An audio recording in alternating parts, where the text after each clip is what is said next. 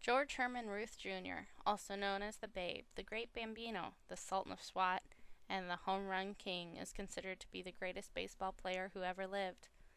He was baseball's first great slugger and the most celebrated athlete of his time. Babe Ruth was sold to the Boston Red Sox in July of 1914.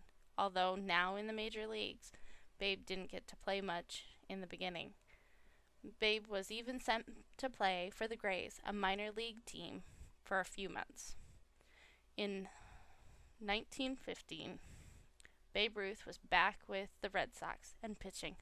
Over the next few seasons, Babe Ruth's pitching went from great to extraordinary. In 1918, Babe Ruth pitched his 29th scoreless inning in a World Series. That record stood for 43 years. Things changed in 1919 because he demanded to spend more time hitting and less time pitching. That season, Babe Ruth hit 29 home runs, a new record. When he was traded to the New York Yankees in 1920, he became a full-time outfielder and led them to 7 American League pennants and 4 World Series titles.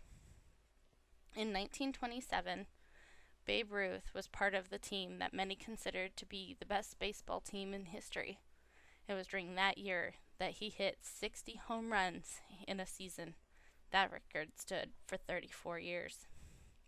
One of the most famous stories of baseball history is about Babe Ruth. During the third game of the 1932 World Series, the Yankees were in a heated competition with the Chicago Cubs. When Babe Ruth stepped up to the plate, Cubs players heckled him, and some fans even threw fruit at him. After 2 balls and 2 strikes, the irritated Babe Ruth pointed out to center field. With the next pitch, Babe struck the ball exactly where he had predicted, in what has been termed the called shot. The story became immensely popular. However, it's not exactly clear whether Babe meant to call his shot or was just pointing at the pitcher. On May 25, 1935, Babe Ruth hit his 714th career home run. 5 days later, he played his last game of Major League Baseball. Babe's home run record stood until broken by Hank Aaron in 1974. He was elected into the Baseball Hall of Fame in 1936.